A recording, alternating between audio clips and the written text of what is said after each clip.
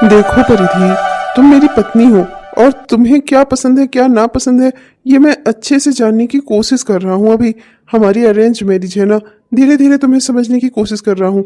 जितना तुम्हें जान पाया हूँ उस हिसाब से इतना तो समझ आया है कि तुम्हें चाट बहुत पसंद है। इसीलिए मैंने सोचा कि आज तुम्हें सरप्राइज दिया जाए।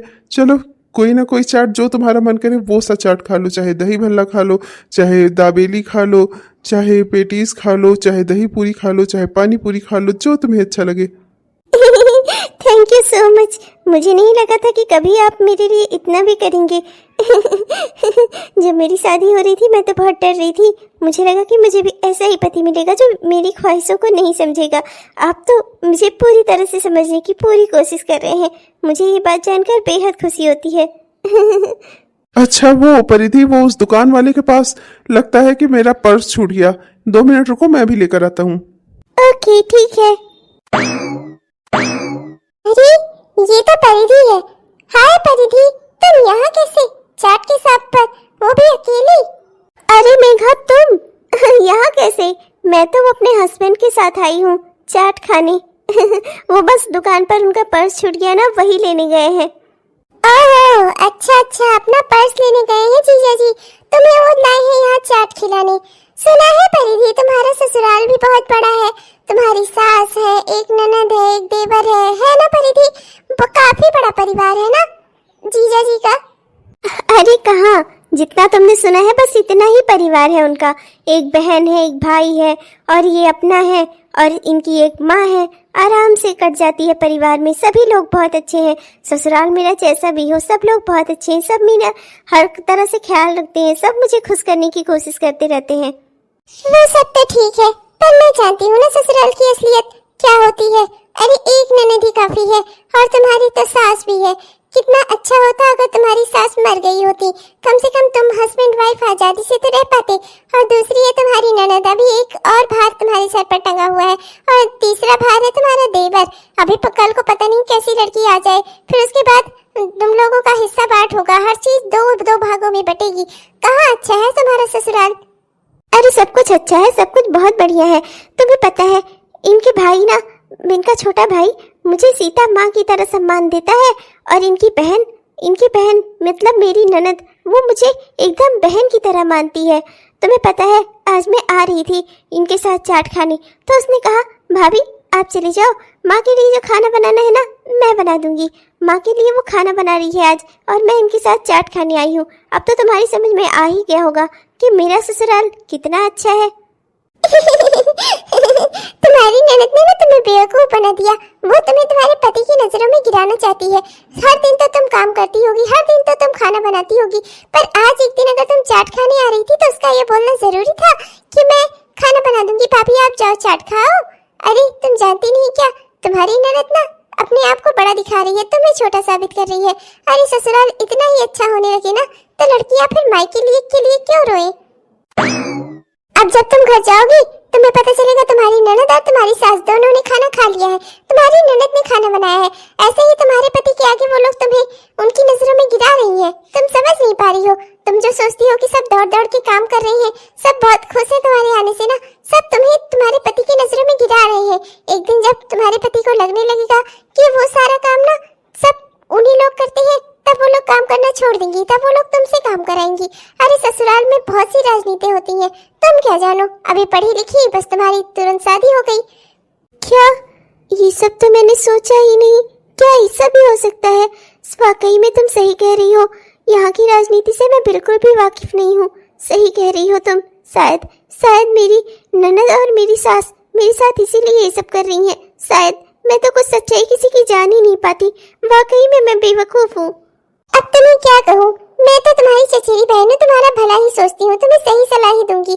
मैं तो खुद अपने ससुराल में बहुत कुछ झेल रही हूँ। मेरी तो 2 नंदे हैं, तुम तो सोच ही सकती हो। जब एक ननद नाक में इतना दम कर सकती है तो मेरी तो 2 है। सोचो मैं कितना झेलती होंगी। अच्छा मैं चलती हूँ, मुझे लगता है वो जीजा जी आ रहे हैं। हाँ तो मिलना उनसे तब जाओ। नहीं, फिर कभी मिलना और आना जाना सब कुछ होता रहेगा। अभी मैं चलती हूँ। इनकी माँ मेरी माँ को सुना रही थी कि मेरी बेटी ससुराल में बहुत सुखी है। तुम्हारे सुखी संसार में मैंने आग न लगा दी ना, तब कहना हो तुम मेरी चचेरी बहन, पर तुम्हारी माँ को ये बात मेरी माँ को बताने की क्या जरूरत थी कि तुम अपने ससुराल में बहुत ज्यादा सुखी हो? क्योंकि मैं नहीं सुखी हूँ ना, तो इसलिए अब मैं तुम्हें भी सुखी नहीं रहने दूंगी। देखना तुम। शायद मेघा सही कह रही थी। मैं तो किसी की चाल ही नहीं समझ पाती। पढ़ लिखी रही थी, नौकरी की तलाश कर रही थी, पिताजी ने शादी करवा दी, अब यहाँ आ गई। अब ये पता नहीं क्या क्या करते रहते हैं इनके परिवार वाले मेरे साथ, चाहे जो चाल खेले। मैं तो किसी की चाल ही नहीं समझ पाती। पढ़ाई लिखाई से दिमाग कभी हटाया ही नहीं कि इन सब राजनीति की ओर जा सकता। पर मेरी बहन है मेघा, वो भला गलत क्यों बोलेगी? वो मुझे सही सलाह ही देगी। बचपन में हम दोनों ने साथ खेला है, साथ पढ़े हैं, साथ बढ़ रहे हैं आगे, साथ साथ हम लोग बड़े हुए। हाँ तो परिधि, चलो देखो, अच्छा हुआ मेरा पर्स मिल गया। मुझे तो लगा था कि कहीं गायब ही ना हो जाए। आजकल की दुनिया में इंसानों के ऊपर क्या ही भरोसा करना। लेकिन कहो भगवान की बड़ी कृपा, वो दुकान वाला बड़ा भला आदमी था। वहां पर पर्स छूटा, उसने ले जाकर मेरा पर्स अपने पास रख लिया। मैं पहुंचा तो उसने मुझे तुरंत दिया। वो कह ही रहा था कि साहब मैंने अपने नौकर को भेजा भी था, लेकिन आप लोग दूर निकल गए थे। ये तो कहो मिल गया पर्स, वरना आज तो मैं चाट कैसे ही खिला पाता। तो बताओ क्या खाओगी? कुछ नहीं खाना मुझे, चलिए घर चलते हैं। घर चलते हैं?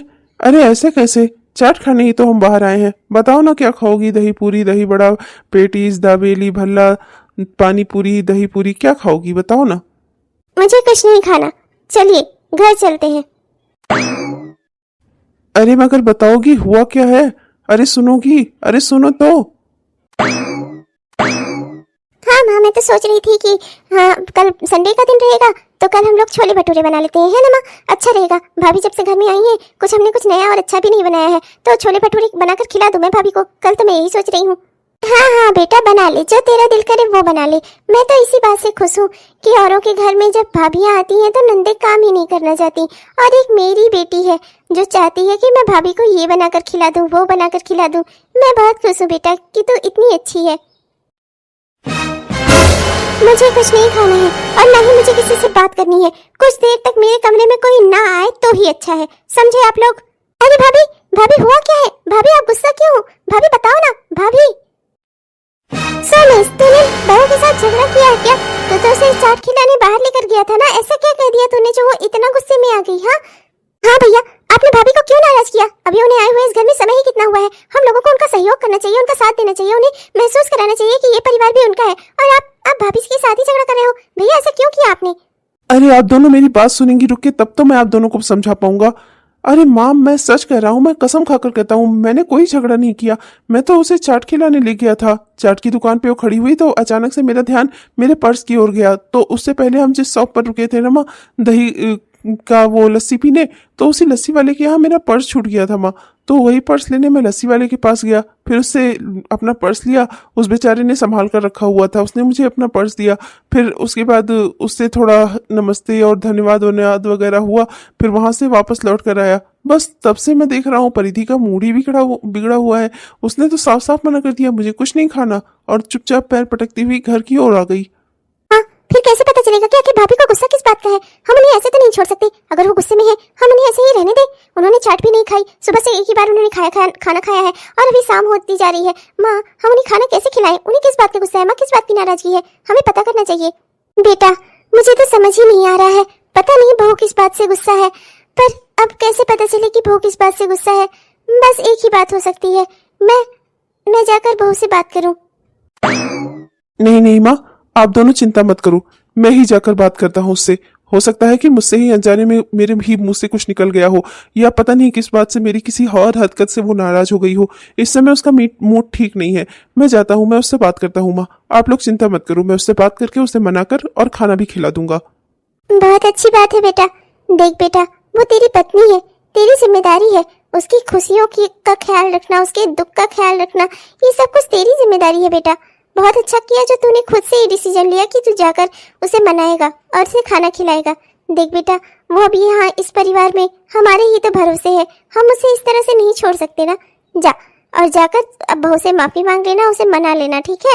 और खाना खिला देना। और देख बेटा, इस रिश्तों में ना ईगो नहीं दिखाते कि पहले मैं झुकूं पहले तुम झुको। रिश्तों में ना कोई भी अपना माफी मांग सकता है और बस रिश्ते बने रहने चाहिए। समझ रहा है ना तू मेरा? हाँ माँ, मैं सब समझ रहा हूँ, आप चिंता मत करो। मैं उससे बात कर लूंगा, उसे मना भी लूंगा और खाना भी खिला दूंगा। आप लोग चिंता मत करो माँ।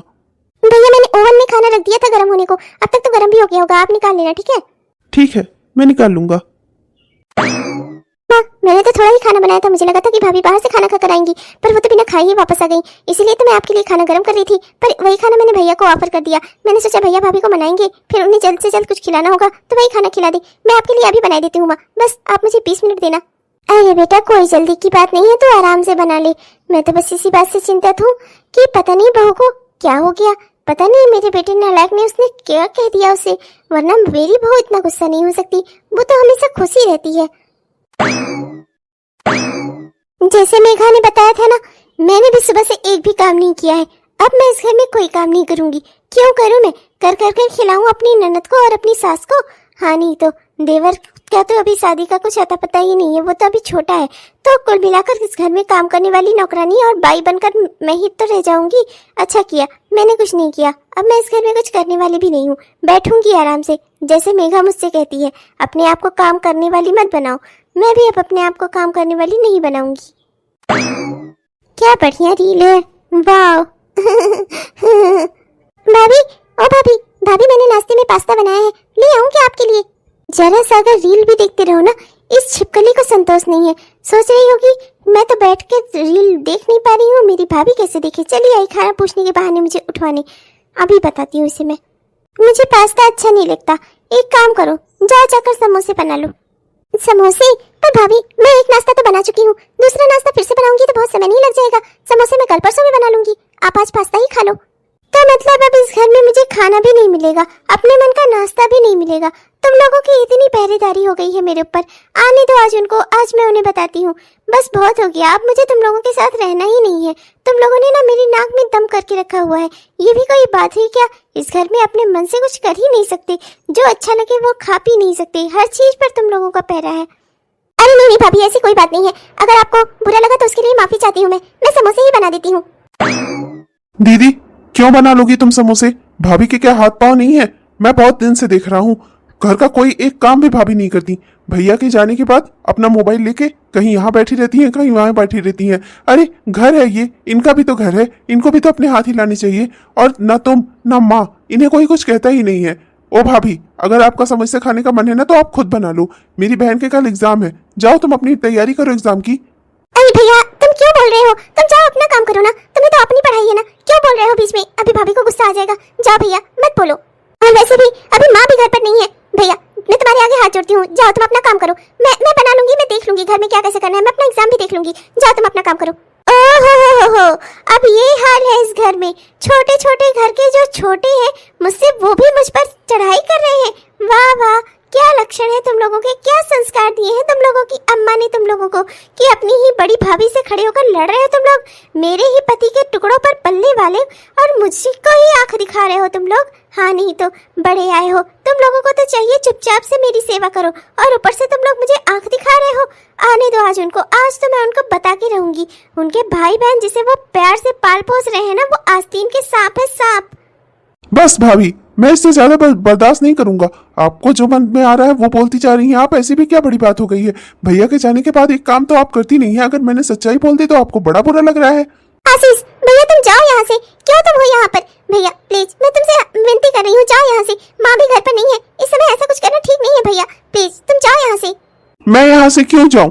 तुम लोग इतने दिनों से अन्याय सह रहे हो, अन्याय जितना करना गलत होता है ना, उतना ही सहना भी गलत होता है। भैया के जाने के बाद से ये एक काम को हाथ नहीं लगाती। भैया रहते हैं तो इधर उधर उनको चलती फिरती दिखती रहती हैं। भैया को तो यही लगता होगा ना कि ये खूब काम कर रही हैं घर में, और उसके बाद ये अपना बैठी उठी रहती हैं। यहाँ तक कि इनके कपड़े भी तुम धोल कर डालती हो। माँ की भी कोई सेवा नहीं करती है, ना ही घर में खाना ही बनाती है। अरे है किस लिए ये? क्या कोई 100 पीस है जिसे सजाकर हमें अपने अलमारी में रखना है? हाँ, अरे घर में है तो घर के काम करने नहीं चाहिए इनको? बात हो गया तो बेरोजगार कहीं का, तू मुझे आया है बोलने? अगर मेरे पति तेरे आगे 2 रोटी ना फेंके ना तो भूखा ही मर जाए। चला है मुझे बोलने, आने दे आज उनको, आज मैं दिखाती हूँ तुम लोगों को अपनी असली ताकत। हे भगवान, भाभी पता नहीं क्या करने वाली है। आशीष भैया मैं तुम्हें कह रही थी यहाँ से चले गए होते, माँ भी घर पर नहीं है, हम क्या करेंगे? अरे भाभी ये आप क्या कर रही है? आप अपना सर दीवार में क्यों मार रही है भाभी? अरे परिधि, ये क्या हुआ तुम्हें? तुम्हें इतना चोट कैसे लग गई? कहाँ गिर गई तुम परिधि? क्या हुआ? माँ जी की अनुपस्थिति में और तुम्हारे ना रहने पर इन दोनों ने मुझे मारा है। तुम्हारे छोटे भाई ने और तुम्हारी बहन ने मुझ पर हाथ उठाया है। दोनों ने मुझे बहुत मारा है। दिन रात घर के काम में लगी रहती हूँ, तब पर भी अब मुझे लोगों की मार भी खानी पड़ रही है। क्या सोचकर मेरे माँ बाप ने एक अच्छी खासी नौकरी करने वाले के साथ मेरी शादी कराई थी कि उसके घर वाले मुझे पीटे। तुम जो ये मेरी हालत देख रहे हो ना, तुम्हारे भाई और तुम्हारी बहन ने की है। ये लोग पहले भी मुझ पर थोड़ा मोड़ा हाथ उठाते थे, आज तो इन लोगों ने हद कर दी। मैंने कभी तुमसे कहा नहीं। कभी कभी ननद जी मुझे थप्पड़ मारती थी, कभी कभी तो तुम्हारा भाई भी मुझे मार देता था। आज तो इन लोगों ने हद कर दी, मिलकर मुझे इतना मारा है कि मेरे सर से खून निकल रहा है। देखो देखो मेरी हालत। इतनी हिम्मत हो गई है तुम लोग अपनी बड़ी भाभी पर हाथ उठाओगे तुम लोग? हाँ, बड़ी भाभी माँ समान होती है, माँ ने हमें यही सिखाया था ना। और तुम लोग इतना नीचे गिर गए। अरे नहीं नहीं भैया, आप दीदी को क्यों मार रहे हो? मैं सच कह रहा हूँ, इन्होंने भाभी के साथ कुछ नहीं किया है। हमने भाभी को नहीं मारा है भैया, इन्होंने खुद से अपना सर दीवार में दे मारा है। हमने इनके साथ कुछ नहीं किया है भैया, हम सच कह रहे हैं। भैया मैं सच कह रही हूँ, मैंने भाभी के ऊपर हाथ नहीं उठाया है, ना मैंने ना आशीष ने। हम दोनों ने भाभी को छुआ तक नहीं है भैया। सोमेश, ये सब क्या हो रहा है मेरे घर में? अरे तू अपनी बहन पर हाथ उठा रहा है, छोड़ उसे। ये क्या हरकत है सोमेश? मेरे घर में लड़कियों को आज तक छुआ तक नहीं किया और तू अपनी ही बहन को मार रहा था। ऐसी क्या बात हो गई? हाँ माँ, जो इन्होंने किया है ना, वो अगर मैं आपको बता दूंगा ना तो आप भी इन दोनों को मारोगी। ये देखो अपनी बहू की हालत। इन दोनों ने उसे मारा है बस इसलिए कि इसने उनके कहने पर कोई काम नहीं किया। बस इसलिए उन दोनों ने इसके ऊपर हाथ उठाया माँ। और यही नहीं माँ, अक्सर वो दोनों इसे मारते थे। ये बस परिवार ना टूटे इस डर से इसने मुझे बताया नहीं कभी। बहू, क्या ये सच है? जी माँ जी। और आप क्या बोल रही हैं?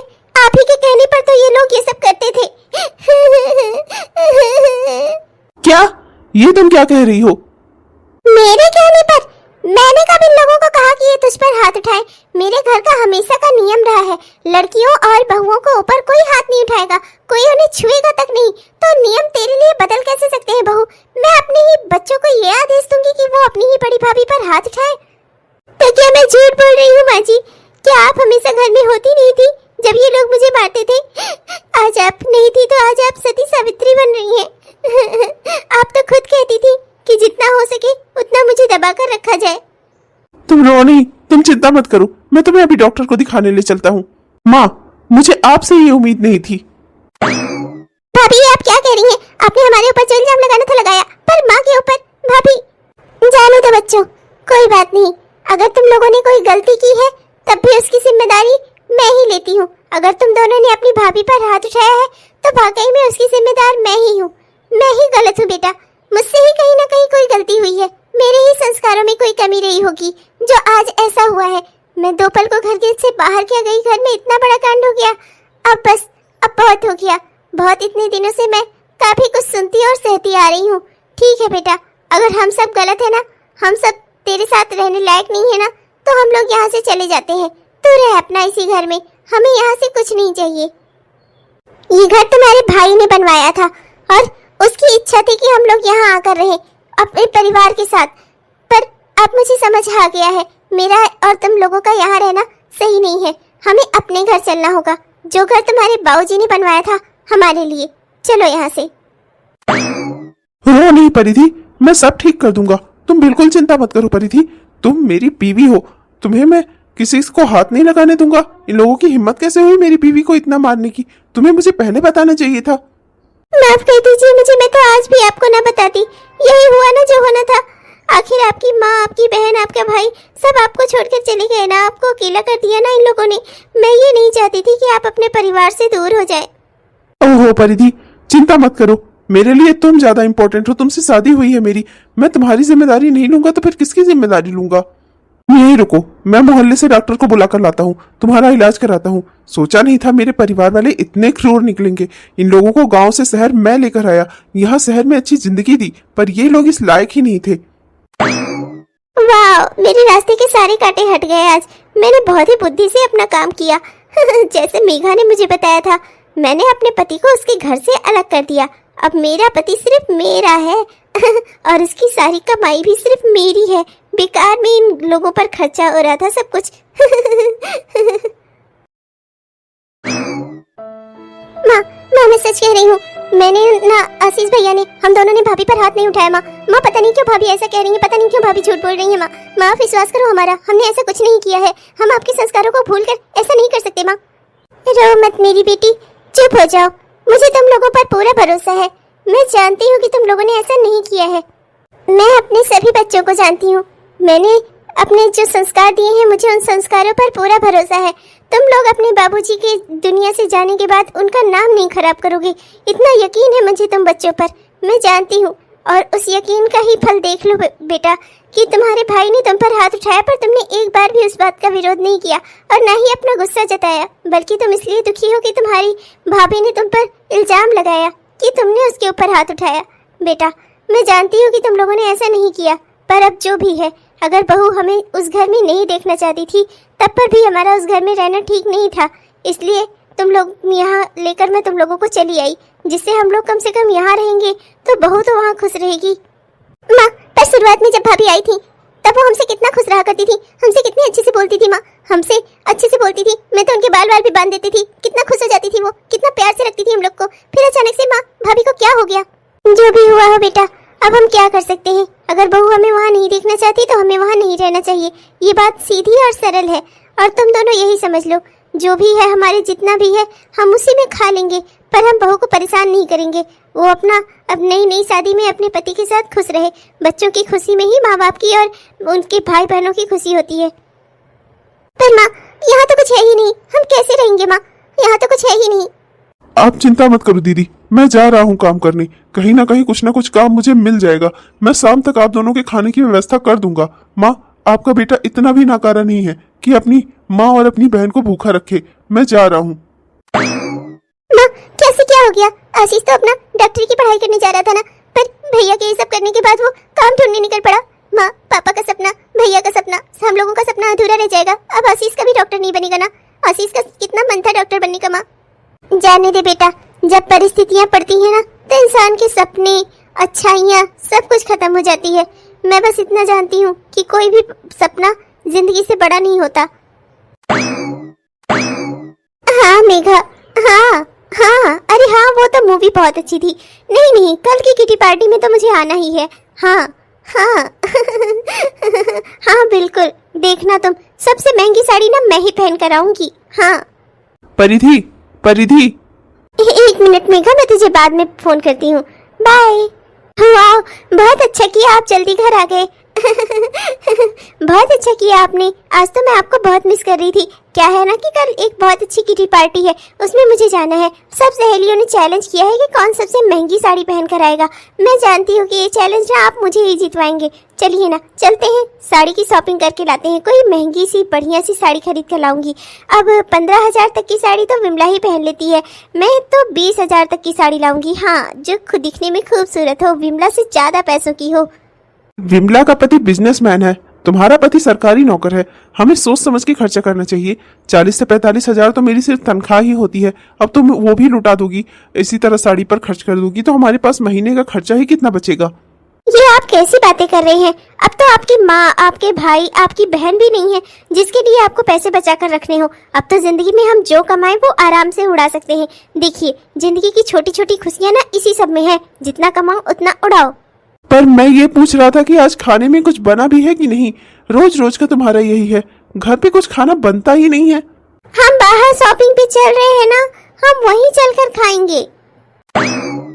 क्या आज फिर बाहर का खाना? इसी तरह बाहर का खाना खा खा कर, बाहर शॉपिंग कर कर कर हमारे महीने के पैसे पहले ही खत्म हो जाते हैं। सैलरी आती नहीं, इधर उधर खत्म हो जाती है। अब तो ऐसा होता जा रहा है कि मैं दोस्तों से भी उधार लेने लग गया हूँ, और उनके उधार चुकाऊंगा कब? हमारी जिंदगी कैसे चलेगी? मैं कैसे समझाऊं परिधि को? बहुत अच्छा किया तुमने जो अपनी सास, अपनी ननद और देवर सबकी जिम्मेदारियों से मुक्ति पाली। अब तो जो कुछ भी है सब तुम्हारा है, आराम से खुशी से अपनी जिंदगी जियो। वरना ये घर जो तुम्हारे पति ने बनवाया था ना, इस घर के भी 2 हिस्से होते और करवाता वो तुम्हारा देवर कर्मुहा। हाँ मैंने ना अपनी जिंदगी की सारी समस्याएं हल कर ली। अब मुझे ना कोई दिक्कत नहीं है। वैसे कुछ भी कहूँ परिधि, तुमने दिमाग तो अच्छा चलाया। अपनी सास और अपनी ननद और अपने देवर पर इतना बड़ा इल्जाम लगाया ना कि तुम्हारा पति जिंदगी भर जान ही नहीं पाएगा कि उन लोगों ने सच कहा था और तुमने झूठ कहा था। हाँ, और वो लोग मेरी जिंदगी से जा चुके हैं। सब कुछ मेरी ही बुद्धि का कमाल है। मेरे पति मुझ पर भरोसा ही इतना करते हैं। उन्हें जैसे मैंने कहा ना, उन्होंने तुरंत मान लिया सब कुछ मेरी बात। वो लोग चिल्लाते रह गए, उनमें से किसी एक की बात भी नहीं सुनी उन्होंने। आज वो सब कहीं पड़े होंगे, भीख मांग रहे होंगे कहीं किसी कोने में जाकर। दुष्ट औरत, तूने मुझे धोखा दिया। मैंने तुझ पर भरोसा किया, तुझ पर विश्वास किया। उस विश्वास का तूने मुझे ये नतीजा दिया। तेरी वजह से मैंने अपनी बहन पर हाथ उठाया। कितना बड़ा अपराधी बन गया मैं। तेरी वजह से मैंने अपनी माँ को घर से बाहर निकाल दिया, अपने छोटे भाई को घर से बाहर निकाल दिया। तो इतनी बेगैरत निकलेगी, मैंने कभी सपने में भी नहीं सोचा था। अपने भाई बहन, अपनी माँ को मैंने दर दर की ठोकरें खाने के लिए छोड़ दिया सिर्फ तेरे कहने पर। तो इतनी दुष्ट निकलेगी, मैंने कभी सपने में भी नहीं सोचा था। आप गलत समझ रहे हैं, ऐसा कुछ नहीं है। वो तो मैं बस ऐसे ही बोल रही थी, जिससे मैं मेघा की नजरों में अच्छी बन जाऊं, बस इसलिए बोल रही थी। मैंने कुछ नहीं किया है जी। जो है था ना, सब कुछ सच था। चुप करो, मुझे सब पता चल गया है। तुम क्या कह रही थी अभी और तुमने क्या किया है। और तुम मुझे सोच रही हो कि मैं पागल हूँ। इतना भी बेवकूफ नहीं हूँ मैं। हाँ, तुमने बेवकूफ जरूर मुझे बनाया, पर सिर्फ इसलिए क्योंकि मैं तुम पर भरोसा करता था। मेरे भरोसे का तुमने नाजायज फायदा उठाया है। मेरी माँ के संस्कार नहीं है कि मैं औरतों पर हाथ उठाऊं, वरना आज इसकी सजा ना मैं तुम्हें दे देता अच्छे से। तुम्हें ये घर, महल, पैसा, रुपया, ये सब कुछ चाहिए ना, ले लो सब कुछ। मैं तुम्हें सब कुछ देकर जा रहा हूँ। और हाँ, हर महीने की तनख्वाह भी तुम्हें भेज दूंगा, जिससे तुम उड़ा सको आराम से। बस मैं अब यहाँ नहीं रहूंगा, मैं जा रहा हूँ अपना। जहाँ मेरी माँ और मेरी बहन, मेरा भाई होगा, वहां मैं ढूंढकर उन लोगों के साथ रहूंगा। नहीं रहना तुम जैसी झूठी औरत के साथ। मैं तो सिर्फ तुमसे ये पूछने आया था कि आज तुमने क्रेडिट कार्ड के इतने सारे पैसों का क्या किया। फिर मैं जब आ रहा था रास्ते में, तो मुझे इस मेघा की माँ मिली। उन्होंने मुझे इसकी सारी सच्चाई बताई। अपने पति के घर से निकाली जा चुकी है ये। और तुम्हारी माँ ने जब तुम्हारे ससुराल की तारीफ की, तो ये मेघा जल गई तुमसे, और इसलिए इसने तुम्हें भड़काकर तुम्हारे ससुराल को खत्म करा दिया। और तुम जैसी बेवकूफ औरत, जो तुम मुझे बेवकूफ बनाने चली थी ना, तुम खुद सबसे बड़ी बेवकूफ हो, जो इस मेघा के कहने में आकर तुमने अपना ही परिवार उजाड़ दिया। इनके क्रेडिट कार्ड से पैसे निकालकर मैंने तुम्हें ही तो उधार दिए हैं। तुम्हें मैंने कितने सारे पैसे दिए, और तुम मुझसे ऐसा कर रही थी। मेरे साथ तुम खेल खेल रही थी, मुझसे जलन करती हो तुम। ऐसा है क्या? तुमने मेरे साथ ऐसा किया? देखो परिधि, अपनी गलतियों का ठिकाना दूसरे के सर पर फोड़ना छोड़ दो। जो किया है ना, तुमने किया है, मैंने कुछ भी नहीं किया है। परिवार तुम्हारा, फैसले तुम्हारे, मैंने क्या किया है? और जहाँ तक रह गई तुम्हारे उधार की बात, तो तुमने मुझे आज तक जितने भी पैसे दिए हैं, उन सब का कोई हिसाब है? मैंने कहीं लिखित में कहीं साइन किया है? तो मैं देनदार ही नहीं हूँ उसकी, ना तो मैं जानती ही हूँ। तुमने जो पैसे निकाले उनका तुमने क्या किया? मैंने एक भी रुपया नहीं लिया है तुमसे। और अब तुम्हारी जिंदगी का जो भी हो, मुझसे उससे कोई लेना देना नहीं। हाँ, ये बात जरूर है कि मेरी माँ को भी पता चल जाएगा कि उनकी बेटी का घर उजड़ा है, तो दूसरे की बेटी का भी घर उजड़ा है। दूसरे की बेटी ने तो खुद ही उजाड़ा है, जैसे मैंने उजाड़ा था। बहुत तुम्हारी तारीफ हो रही थी ना खानदान में, अब करे खानदान वाली तुम्हारी तारीफ। देख लिया तुमने, जिस मेघा पर भरोसा करके तुमने अपना परिवार तोड़ा, उस मेघा ने तुम्हें ही छोड़ दिया। खूब पैसे दिए तुमने, मेरे घर के सारे पैसे लुटा दिए, खूब पैसे उड़ाए उस मेघा पर। अब लो, भुगतो। अब तुम अब अकेले ही रहने लायक हो, तुम अकेले रहो। मुझे नहीं रहना तुम जैसी झूठी और मक्कार औरत के साथ। रहो यहाँ अकेले। महल जैसा घर चाहिए था ना, पैसे चाहिए थे ना, सब मिलेगा, बस पति नहीं मिलेगा तुम्हें। नहीं नहीं, माफ कर दीजिए मुझे, मैं आपके पाँव पड़ती हूँ। माफ कर दीजिए, मुझसे गलती हो गई। मैं मेघा के बहकावे में आ गई थी। मैं समझ ही नहीं पाई कि वो मुझसे जलन करती है। मैं गलत समझ बैठी जी, माफ कर दीजिए। मेघा सब कुछ जाते जाते एक बात तो सही कह गई। जो कुछ भी किया ना, मैंने किया। भले ही किसी ने मुझे भड़काया हो, पर चाहे जो बात रही हो, मुझे ऐसा नहीं करना चाहिए था। आप मुझे अपने साथ ले चलिए। मैं ले चलकर माँ जी से माफ़ी मांग लूंगी, और बच्ची से भी माफ़ी मांग लूंगी, और भैया से भी माफ़ी मांग लूंगी। मैं सबसे माफ़ी मांग लूंगी। वो सब बहुत अच्छे दिल के हैं जी, मुझे माफ़ कर देंगे। प्लीज़ प्लीज़ आप मुझे अपने साथ ले चलिए प्लीज़। मुझसे ऐसी बड़ी गलती हो गई, मैंने सपने में भी नहीं सोचा था। वो सब मेरा परिवार थी, मेरा कितना ख्याल रखते थे। मुझसे गलती हो गई जी। भगवान की कृपा थी कि मुझे इतना अच्छा ससुराल मिला था, और मैंने अपनी गृहस्थी को अपने हाथों से आग लगा दी। प्लीज़ प्लीज़ मुझे अपने साथ ले चलिए। मुझे अपना हंसता खेलता परिवार फिर से चाहिए। मुझे माफ कर दो माँ, मैं आप लोगों का पेट नहीं भर पा रहा हूँ। मैं जानता हूँ कि मैं जितना भी कमा रहा हूँ ना, हम लोगों के लिए पूरा नहीं पड़ रहा है। माँ, मुझे माफ कर दो। आपका ये बेटा नाकाबिल निकला। पढ़ा लिखा होने के बावजूद भी मुझे कहीं कोई काम ही नहीं मिल रहा। मजदूरी करके जितना कमा पाता हूँ उसमें सिर्फ शाम की 2 रोटी ही मिल पाती है। माँ मुझे माफ कर दो। मैं और कोशिश करूंगा माँ, मैं और मेहनत करूंगा। मेरी वजह से आप लोगों को भूखा रहना पड़ रहा है, माफ कर दो मुझे माँ। ऐसा कुछ नहीं है मेरे लाल, तू मेहनत कर रहा है, हम सबको खिला रहा है, हम सब खुश है बेटा। एक आध रोटी कम ही सही, पर मैं इस बात से खुश हूँ कि मेरे परिवार में प्यार तो है। माँ इस बार जब आशीष भैया की शादी कराना ना, तो ऐसी लड़की से कराना जो भाभी जैसी ना हो, जो हमारे परिवार को एक रखे, तोड़े नहीं। ऐसा नहीं कहते बेटा, बहू चाहे जैसी भी रही हो, पर वो तुम्हारी भाभी है, तुमसे बड़ी है, तुम लोगों को उसका सम्मान करना चाहिए।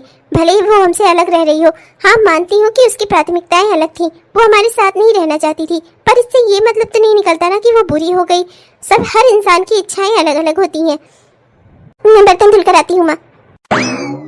तुम लोग हमेशा इस बात का ध्यान रखना कि तुम्हारी भाभी है वो, तुम लोगों से हमेशा बड़ी रहेगी वो, चाहे कुछ भी हो जाए, तुम लोग उसका सम्मान हमेशा करोगे, चाहे उसने कुछ भी किया हो, क्यों ना किया हो, जो भी उसकी इच्छा रही हो, तुम लोग उसकी हर इच्छा का सम्मान करोगे। अगर वो हमारे साथ नहीं रहना चाहती तो ये उसकी मर्जी है, हम उसके दबाव तो नहीं बना सकते ना उस पर अपने साथ रखने का। मैं तो बस यही दुआ करूंगी कि वो लोग जहाँ भी रहें खुश रहें, और तुम लोगों को भी यही चाहिए। आखिर वो तुम्हारा भाई है और वो तुम्हारी भाभी है, उनका परिवार खुश रहेगा, आगे बढ़ेगा तो सब खुशी हम लोगों को ही तो मिलेगी, है ना बच्चों। तो आज के बाद से कभी भी मैं तुम लोगों के मुंह से कोई भी ऐसा शब्द ना सुनूं जिसमें तुम्हारी भाभी की कोई बुराई हो। सुने ना तुम लोगों ने? जी माँ। माँ जी मुझे माफ कर दीजिए, मुझसे बहुत बड़ी गलती हो गई माँ जी। माँ जी मैं परिवार में रहकर भी परिवार का प्रेम न जान सकी, मुझसे बहुत बड़ी गलती हो गई माँ जी, मुझे माफ कर दीजिए। आप लोगों ने मेरे साथ इतना अच्छा किया, पर मैंने अपनी चचेरी बहन के बहकावे में आकर आप लोगों के साथ बुरा किया माँ जी। मैंने आप लोगों को अपने घर से निकाल दिया माँ जी, मुझसे गलती हो गई, माफ कर दीजिए मुझे। चलकर अपने घर में रहिए माँ जी, वो घर आपका भी है, आपके बेटे का जो कुछ भी है वो सब आपका भी है माँ जी। मुझसे गलती हो गई माँ जी, मुझे माफ कर दीजिए। आप लोगों ने तो हमेशा मेरे साथ अच्छा ही बर्ताव किया, मैंने ही आप लोगों पर झूठा इल्जाम लगाया, मुझे माफ कर दीजिए माँ जी। माँ मुझे भी माफ कर दो माँ, मैंने पत्नी की ही बात सुनी, आपकी बात सुनने का और अपने भाई बहनों की बात सुनने का मैंने सोचा ही नहीं माँ, मुझसे गलती हो गई माँ। मैंने एक पक्ष सुनकर ही फैसला कर दिया, अपनी बहन पर हाथ उठाया, जिस पर कभी बाबूजी ने चीख तक नहीं निकाली थी उस पर मैंने हाथ उठाया माँ, मुझसे गलती हो गई, मुझे माफ कर दो बहन, मुझे माफ कर दो, अपने भैया को माफ कर दो बहन, मुझसे गलती हो गई। और छोटे तू भी मुझे माफ कर दे, मैंने तुझे कितना अपशब्द कहा, तुझे उस घर से निकाला, माफ कर दे मुझे। मेरे होते हुए तुम लोग यहाँ ऐसी जिंदगी जी रहे हो, लानत है मेरी जिंदगी पर। कोई बात नहीं बेटा, जो होना था सो हो गया, बीती बातों को लेकर रोने से कोई फायदा नहीं। हमें अपनी आगे की जिंदगी अच्छी से जीनी चाहिए और खुशी से जीनी चाहिए। माँ जी हमारी आगे की जिंदगी तभी अच्छी हो सकती है जब आप अपने घर में चलकर रहो माँ, वहाँ रहो, हमारे साथ रहो माँ, हम दोनों के साथ रहो माँ। हाँ माँ, वो घर आपके बिना घर नहीं लगता, सूना हो गया है सब कुछ, बंजर लगता है सब कुछ माँ, वहाँ रहने का भी दिल नहीं करता। बेटा मैंने तुम दोनों को माफ कर दिया, पर इसका ये मतलब नहीं कि मैं अब उस घर में आऊंगी। उस दिन मुझे हो ना हो एक बात का एहसास जरूर हो गया था कि वो घर मेरा नहीं है। जिस घर में मेरे बच्चों पर हाथ उठाया जाए, मेरे बच्चों को अपशब्द कहा जाए, अपनी माँ के बारे में ही एक बेटा खड़ा होकर बुरा बोले, वो घर मेरा नहीं हो सकता। जिस घर में मेरी कोई जरूरत ना हो, जिस घर को मुझे बताया गया हो कि ये घर मेरे पति का है, वो घर मेरा नहीं हो सकता। आज मैं जिस जमीन पर खड़ी हूँ ना, यहाँ से मुझे कोई निकाल नहीं सकता। तेरे बाबूजी ने भले ही कुछ जिंदगी में हासिल किया हो ना किया हो, पर एक चीज तो हासिल की है उन्होंने, हमारे सर पर छत दी है। भले ही टूटी फूटी हो, जैसी भी हो, कच्ची हो, पक्की हो, जो भी हो, ये जमीन हमारी है, यहाँ से हमें कोई नहीं हटा सकता, यहाँ से हमें कोई नहीं भगा सकता। कोई हमसे ये नहीं कह सकता कि ये घर मेरे पति का है। अब यहाँ हम रह सकते हैं क्योंकि ये घर मेरे पति का है और तुम्हारे बाप का है, इसलिए यहाँ तुम सब रह सकते हो, पर मैं अब कहीं नहीं जाऊंगी। बेटा मैं तुम्हें अपनी सारी जिम्मेदारियों से मुक्त कर रही हूँ, तुम्हें अब इस परिवार की कोई जिम्मेदारी उठाने की जरूरत नहीं है। तुम अपना पत्नी का ख्याल रखो और हाँ, आगे की जिंदगी खुशी से बिताओ, मेरा ये आशीर्वाद है तुम दोनों का। पर तुम दोनों को अब इस परिवार से कोई इसकी जिम्मेदारी उठाने की कोई जरूरत नहीं है। ये आप क्या कह रही हैं माँ, मैं ऐसे कैसे कर सकता हूँ? ये मेरा भी तो परिवार है, आप मेरी माँ है, आशीष मेरा भाई है और त्रिशा मेरी बहन है। मैं आप लोगों को ऐसे कैसे छोड़ सकता हूँ? मुझे त्रिशा की शादी करवानी है, आशीष को डॉक्टर बनवाना है माँ। माँ मैं ये सब करूँगा, आप मुझे ऐसे ही जिम्मेदारियों से मुक्त क्यों कर रही हैं माँ? माँ मैं मानता हूँ मुझसे गलती हुई थी, पर आप तो मुझे माफ कर चुकी हैं ना। माफ कर दिया है तुम्हें, पर त्रिशा और आशीष तुम्हारी जिम्मेदारी नहीं है, वो दोनों तुम्हारे बाबूजी की और मेरी जिम्मेदारी है। जैसे कभी तुम मेरी जिम्मेदारी थे, तुम्हें पढ़ा लिखा कर सरकारी आदमी बना सकती हूँ तो इन दोनों का ख्याल भी रख सकती हूँ। माना कि पहले के जितने पैसे नहीं है मेरे पास, सब कुछ अच्छा ना कर पाऊँ मैं, पर जितना भी कर लूंगी ना इन लोगों के लिए ठीक रहेगा, कोई दिक्कत की बात नहीं है। अपनी बेटी की शादी शायद साधारण तरीके से किसी साधारण परिवार में करवाऊं, पर मेरी बेटी वहाँ खुश रहेगी, मुझे पूरा यकीन है। मेरा बेटा आशीष, हाँ मन में इसकी चाहत थी डॉक्टर बनने की, पर शायद मेरे पास इतने पैसे ना हो कि मैं इसे डॉक्टर बना पाऊं। पर जो भी बनेगा ना, जिंदगी में ये संतुष्ट रहेगा कि इसकी माँ ने इसके वो बनवाया है, किसी का एहसान नहीं है उसके ऊपर। मैंने तुझे जो बनवाया ना उसमें भी तो कभी मेरा एहसान मत समझना बेटा, वो सब मेरा फर्ज था। मैं चाहती थी कि मेरे सभी बच्चे काबिल बने, इसलिए मैंने तुम लोगों के पीछे दिल खोल कर पैसा लगाया। अपने लिए मैंने कभी कुछ नहीं सोचा और न ही मैं आगे सोचना चाहती हूँ। तुम काबिल बन गए, इसी तरह आशीष को भी काबिल बना दूंगी और त्रिशा को भी काबिल बनाकर उन दोनों की भी शादी करवा दूंगी। अब मेरी जिंदगी का मकसद बस यही है। माँ जी, पर मैं नहीं बहू, तुम ये मत समझना कि मैं तुम्हें यहाँ आने से रोक रही हूँ। मैं वहाँ नहीं जा सकती पर तुम यहाँ आ सकती हो। यहाँ आना तुम्हारा अधिकार है, तुम्हारे सास ससुर का घर है ये, तुम जब चाहो हमसे मिलने आ सकती हो, पर मैं वहाँ नहीं जाऊंगी। देखो बहू, अगर साथ रहने से रिश्तों में कड़वाहट आती है तो दूर दूर रहना ही सही है। दूर दूर रहेंगे पर आपस में मिठास तो रहेगी। इसलिए मैंने जिंदगी में जो फैसले कर लिए अब सब कुछ उसी पर चलेगा। क्या तुम दोनों को मेरा फैसला मंजूर है बच्चों? हाँ माँ, हम हर तरीके से आपके साथ हैं, हमें कोई दिक्कत नहीं है माँ। आपने जो भी कहा है ना, सब ठीक है हमारे लिए। हाँ माँ, मुझे भी।